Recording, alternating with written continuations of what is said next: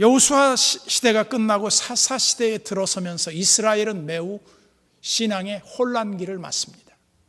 그 혼란은 뭐였냐면 가치 기준이 다 자기의 뜻대로 옳은 대로 자기가 생각대로 그렇게 살아가는 풍토가 사사기 시대의 혼돈이었습니다.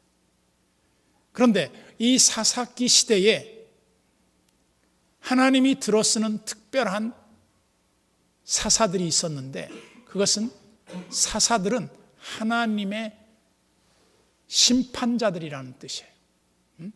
하나님이 그 사람들을 맡겨서 어떤 일을 심판하고 판단할 수 있는 그런 지도자들이었다는 겁니다.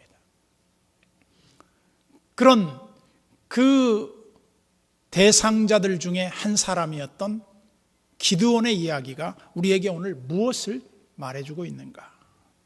먼저 기드온은 어떤 사람이었는가? 기드온의 그 프로필을 보면 이렇게 시작됩니다. 기드온이 지도자로 나서기 전에 그는 곡식을 추수해서 타작하기 위해 어디에서 타작을 하고 있었냐면 포도주 틀에서 타작을 하고 있었다 그랬어요. 그 포도주 틀에서 타작했다는 말은 무슨 말이냐면 자기의 소유를 빼앗기지 않으려고 숨어서 그것을 타작하고 있었다.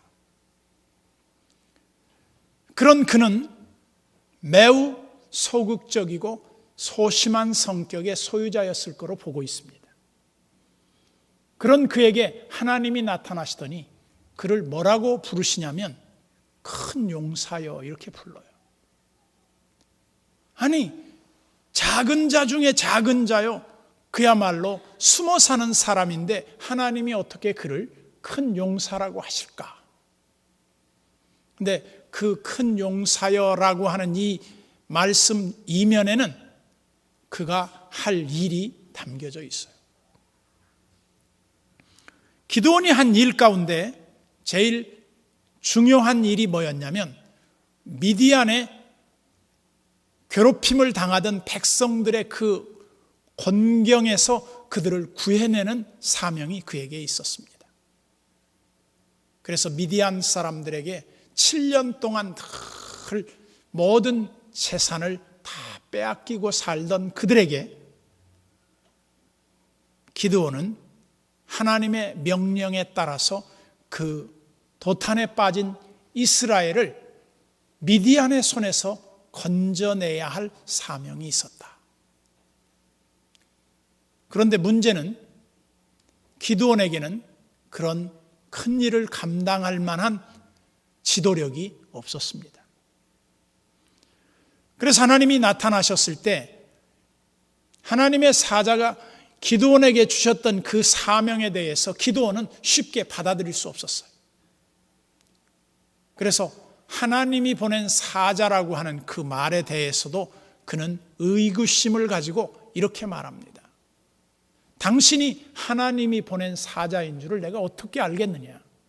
그래서 그 시험을 하기 위해서 양을 한 마리 잡아올 동안 기다리라 그럽니다.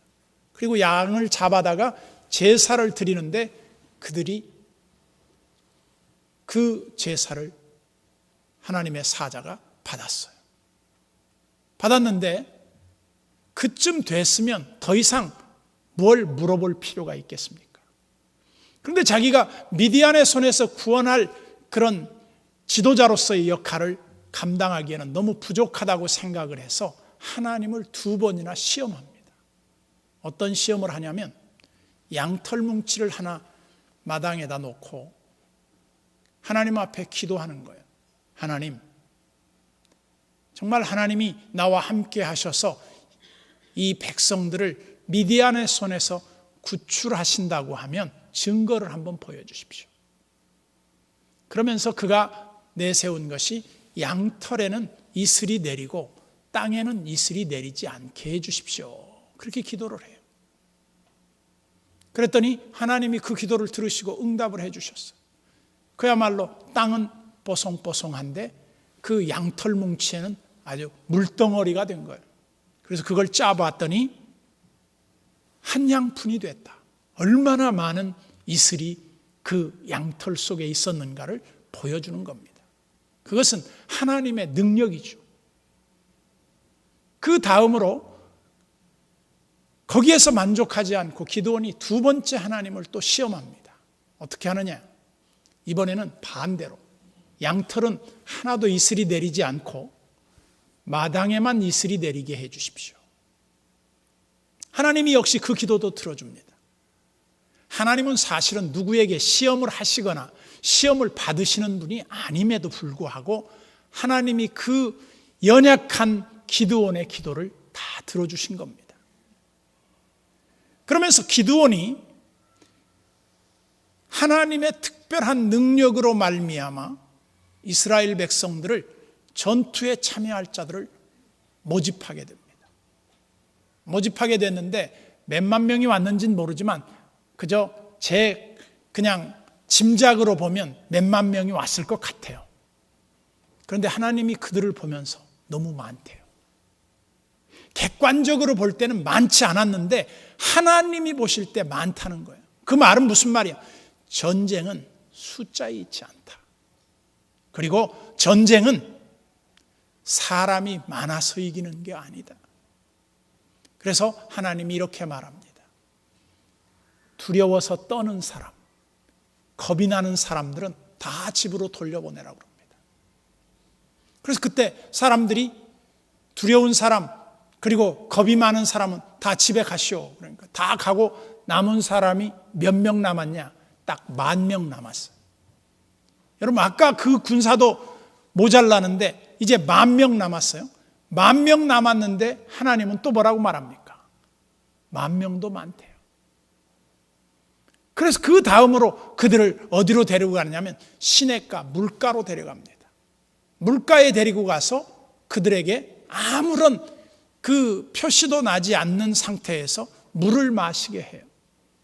물을 마시는데 사람들이 물을 마실 때 막 이제 갈증이 난 사람은 어떻게 되겠어요? 가서 그냥 이렇게 손을 짚고 물에 머리를 수그린 채 그냥 물을 벌컥벌컥 마셨겠죠. 그런 사람, 또 어떤 사람은 막 물가에 가자마자 다이빙해서 들어가가지고 막 물을 그냥 먹는 사람, 별 사람이 다 있었겠죠. 다 그 사람들 돌려보내고 딱 어떤 사람만 남기라 그랬냐면 물을 이렇게 손으로 훔쳐서 마신 사람들만 따로 세우게 했어요. 그 사람들이 약 300명이에요. 그래서 우리가 잘 아는 대로 기드온의 300용사가 거기에서 나온 이야기입니다. 근데 그 300명이 무슨 대단한 일을 했느냐? 별일 안 했습니다. 특별한 일을 한 것이 없어요. 하나님이 역사하신 거지 뭐 300명이 기드온이 역사한 거 아니에요. 그럼에도 불구하고 하나님은 기드온과 그 300명을 사용하셔서 미디안의 그 사막의 강인한 전투부대를 완전히 초토화시키고 모든 전리품을 다 그들이 거두게 됩니다.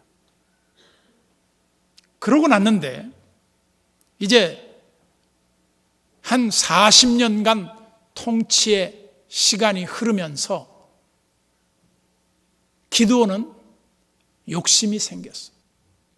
그래서 오늘 본문으로 돌아가 봅시다. 22절에 보면 그때 이스라엘 사람들이 기드온에게 이르되 당신이 우리를 미디안의 손에서 구원하셨으니 당신과 당신의 아들과 당신의 손자가 우리를 다스리소서 하는지라. 이 말은 다른 말로 하면 기드온의 업적을 인정한 이스라엘 백성들의 순수한 요구 가운데 하나가 뭐였냐? 당신이 우리를 미디안의 손에서 구원했으니 당신이 우리의 통치자가 되고 당신의 아들도 당신의 손자들도 계속 세습해서 우리를 다스려 주십시오. 이 제안을 기드온이 들었을 때 얼마나 고무됐겠습니까? 그런데 그 다음 절을 보세요. 23절에 보면 기드온이 그들에게 이르되 내가 너희를 다스리지 아니하겠고 나의 아들도 너희를 다스리지 아니할 것이요 여호와께서 너희를 다스리시리라 하니라. 놀라운 것은 기드온의 신앙 고백이 여기 있다고 봐요. 내가 너희를 다스리지 아니한다. 나는 너희를 다스리는 자가 아니다, 그 말은. 그리고 나의 아들도 너희를 다스리지 아니할 것이다. 나와 내 집은 너희를 다스릴 만한 그런 인물이 아니다. 그리고 여호와께서 너희를 다스리시리라. 여러분, 신앙이 무엇입니까? 신정 통치 아니에요? 하나님이 나를 다스리시고 하나님이 나를 주관하시는 거예요. 그게 신앙생활 아니에요? 그런데 사람들은 하나님의 통치받기를 싫어해요. 그것이 바로 하나님을 떠난 인간들의 비참한 모습이에요. 그래서 여기까지 보면 기드온이 아주 잘한 것처럼 보여져요. 기드온이 이렇게 신앙적일 수가 있나 할 정도로 잘해 보여요. 그런데 그 다음 절을 보세요. 기드온이 또 그들에게 이르되 내가 너희에게 요청할 일이 있으니 너희는 각기 탈취한 귀고리를 내게 줄지니라 하였으니 이는 그들이 이스마엘 사람들이므로 금 귀고리가 있었습니다. 미디안 사람들은 이스마엘 사람들이라는 표현으로 그 표현이 되는데, 미디안 사람의 원 종족이 이스마엘 사람, 다른 말로 하면 아브라함의 몸종이었던 하갈의 몸에서 난 이스마엘의 후예들이 시나이 반도 동북쪽의 사막 지역에 살고 있던 사람들이었어요. 그런데 이들이 이스라엘을 공격해 오는 거죠. 그래서 이 미디안 사람들이 갖고 있는 특징 가운데 하나는 금붙이를 많이 붙이고 있다는 거예요. 귀고리, 코고리, 손, 팔찌, 발찌 이런 걸 다 차고 다닌다는 겁니다. 그런데 그 전리품들을 그들이 다 거두었는데 뒤늦게 하나님이 다 다스리시고 하나님이 통치하신다고 했던 이 기드온이 뒤늦게 웬 욕심을 부렸는지는 모르지만 이것 때문에 사실은 기드온이 무너집니다. 그래서 그들한테 귀고리 좀 전리품 중에 나한테 좀 주라. 내 전공에 대한 보상 좀 받고 싶다. 그 말이거든요. 하나님이 다 싸워주셨다. 하나님이 통치하신다. 그래 놓고는 뒤에서 나 좀 달라는 거, 챙겨 달라는 거예요. 여러분, 인간이 어떤 업적주의가 되면 그때부터 사람들은 하나의 자기의 도구화되기 시작해요. 그래서 기드온이 그들에게 달라고 했던 귀고리를 모아봤더니 얼마나 됐느냐? 약 지금 그 무게 단위로 환산을 해보니까 21.38kg이에요.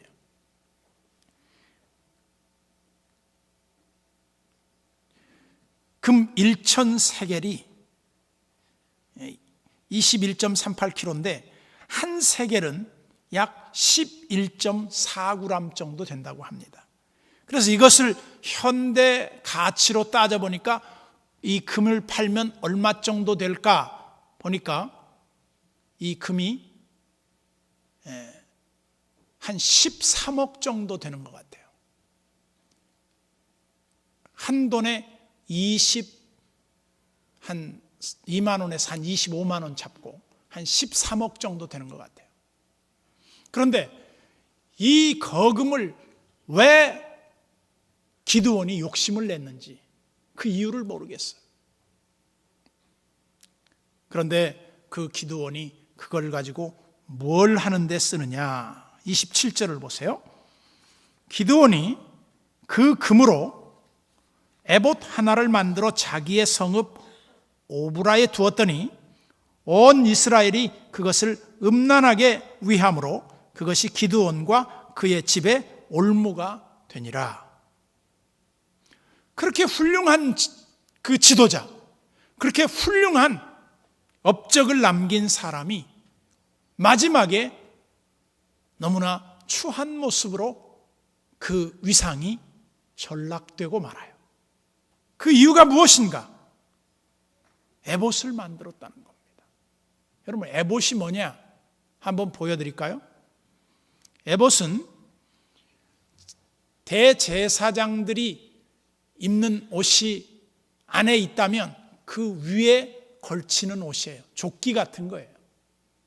그런데 이 옷은 주로 어떤 기능을 했었냐면 제사장들이 하나님 앞에 가서 어떤 하나님의 뜻을 물을 때 이 옷을 입고 들어가서 하나님 앞에 물어보는 거예요. 그러면 하나님은 이 옷에 우림과 둠밈이라고 하는 기능이 있었는데 그 기능이 하나님이 예를 들어서 옳다 그러면 우림 쪽에 그 붙인 그 우림 쪽에 그 부착물이 움직이고, 아니다 그러면 예를 들어 둠밈 쪽에 부착물이 움직이는 거죠. 물론 그것은 아무도 본 적이 없으니까 어떻게 했는지 정확히는 알 수는 없어요. 그래서 우림과 둠밈법이라고 하는 것은 전적으로 하나님 앞에 맡겨두고 하나님이 인정하는 것이 무엇인가를 알기 위해서 제사장이 마지막으로 들어가서 묻는 질문에 대답하는 하나의 최종 판결 옷과 같은 거예요. 그런데 이 에봇이 본래 대제사장들이 입었지만 딱 제사장이 아닌 사람이 입은 경우에 다윗이 입어요. 다윗이 왜 입었냐면 어디에 전투에 나아갈 때 그리고 혹은 그 사울의 낯을 피해서 도망갈 때 하나님이 무엇을 원하시는지 자기가 혼돈되고 모를 때 하나님 앞에 물어보는 도구로 사용한 적이 있어요. 그때는 오히려 순수한 신앙의 기준이었다고 하면 여기 기드온이 만든 에봇은 순수하지 못했어요. 왜 순수하지 못했느냐? 결국은 이것은 나중에 보면 어떤 역할로 전락하느냐? 점쟁이의 기능과 같은 그런 점치는 도구화가 되어버린 거예요. 그걸 어떻게 하느냐? 그 뒤에 보세요. 기드온이 그 금으로 에봇 하나를 만들어 자기의 성읍 오브라에 두었더니 온 이스라엘이 그것을 음란하게 위했다.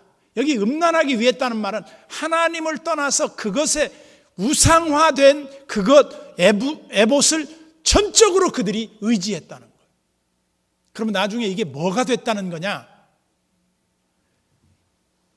이 에봇은 원래 성전에 있었어야 되고 제사장들의 도구였어야 하는데 기드온이 이것을 사적인 점치는 도구로 만들어 버렸다는 거예요.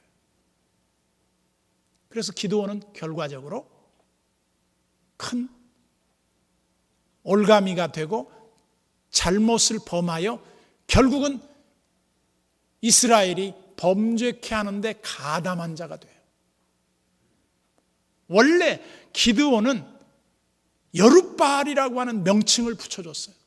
바알과 싸운 자, 바알을 대적했던 자예요. 그런데 기드온이 죽자마자 사람들은 바로 바알 숭배에 빠져버려요. 그건 뭘 말합니까? 여기 기드온의 잘못된 행동이 결과적으로 이스라엘 백성들을 잘못 인도했다는 거죠. 그래서 지도자나 한 사람이 신앙생활을 하면서 우상에 빠지고 돈에 빠지고 권력욕에 눈이 어둡고 그 다음에 성적으로 문란하면 범죄하게 돼 있다. 축복을 당연시하면 범죄하게 돼 있어요. 여러분, 하나님 말씀 31절을 한번 보세요. 8장 31절. 여기 8장 31절에 보면 이렇게 나와 있습니다. 세겜에 있는 그의 첩도 아들을 낳았으므로 그 이름을 아비멜렉이라 하였더라. 여기 얼마나 많은 아내를 두었는지 모르지만 아들만 70명이 있었대요. 그런데 그 중에 아들 하나의 이름이 뭐냐면 아비멜렉이에요. 아비멜렉이라는 말은 우리말로 번역을 하면 이런 뜻입니다. 우리 아버지는 왕이다. 멜렉이라는 말은 왕이라는 말이고 아비라는 말은 우리 아버지는 그런 말이에요. 그러면 우리 아버지는 왕이다. 실컷 자기가 앞에 전반부에서 뭐라고 말했습니까? 내가 너희를 다스리지 아니할 것이며 내 아들도 너희를 다스리지 아니하고 하나님이 너희를 다스릴 것이다. 얼마나 바른 신앙 고백이에요. 그런데 뒤에 와서 뭐라고 그래요? 변질됐어요. 내가 왕이다. 내가 통치자다.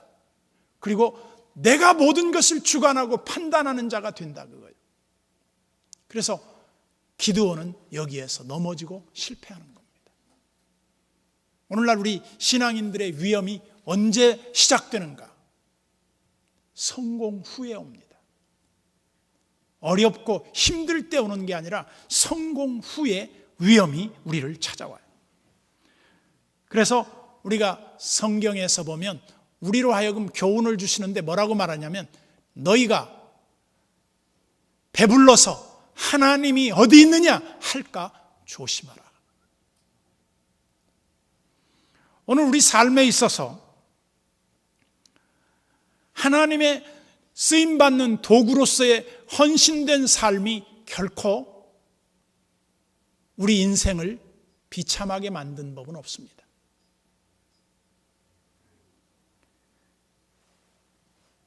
저는 여러분이나 저나 하나님 앞에서 변질된 사람이 되면 안 돼요. 저는 변화는 좋은 것이지만 변질은 나쁜 거라고 봐요. 사람이 처음엔 참 신앙이 좋았어요. 아주 헌신됐어요. 나중에 보니까 사람이 변질되어 버렸어요. 다른 말로 하면 기드온도 처음에는 참 좋았어요. 그런데 나중에 보면 그가 변질돼요. 돈 때문에, 많은 여자 때문에, 많은 권력욕 때문에. 리차드 포스트의 말과 너무나 흡사하지 않습니까? 세상을 살아가는데 이 세 가지가 없어서는 안 될 것들이지만 그것이 우리를 무너뜨리게 해서는 안 된다. 그걸 통제할 수 있어야 한다. 그래서 저는 여러분들에게 여러 번 강조했던 말 가운데 하나가 뭐냐? 우리가 성령 안에서 자기 자신을 절제할 줄 아는 그런 은사가 반드시 필요하다. 내가 하나님의 자리에 앉으면 안 돼요. 하나님이 우리의 왕이시며 우리는 그의 기르시는 양이요 그의 기르시는 백성일 뿐이지 우리는 하나님을 제쳐두고 우리가 그 왕의 자리에서 함부로 우리의 삶을 좌지우지해서는 안 된다는 겁니다. 그래서 잠언 27장 21절에 보면 도가니는 은을, 풀무로 금을, 칭찬으로 사람을 단련하느니라. 이렇게 되어 있습니다. 여러분, 칭찬은 고래도 춤추게 한다고 했지만 다 그런 것만은 아닌 것 같아요. 기드온은 백성들의 칭찬으로 말미암아 자신이 너무나 기분이 좋아진 상태에서 자기 자신을 스스로 높이다가 하나님 앞에 그 아름다운 축복의 모든 열매를 다 잃게 되는 불행한 모습을 우리에게 보여줍니다. 사사기 7장 2절 하반절에 보면 이스라엘이 나를 거슬러 스스로 자랑하기를 내 손이 나를 구원하였다 할까 함이라. 여러분, 한국교회가 지금 민수기 8장 17절에 와 있다고 그러잖아요. 그게 무슨 말인가 하면 축복을 자기 노력으로 이룬 성과라고 여기는 이 불신앙에 빠져 있다. 내가 한 것이 아니에요. 하나님이 하신 거예요. 그래서 범사의 그를 인정하라. 그리하면 그가 너희를 지도하시리라. 우리가 하나님을 인정하고 하나님 앞에 지도받는 것은 행복한 삶입니다. 기도하겠습니다.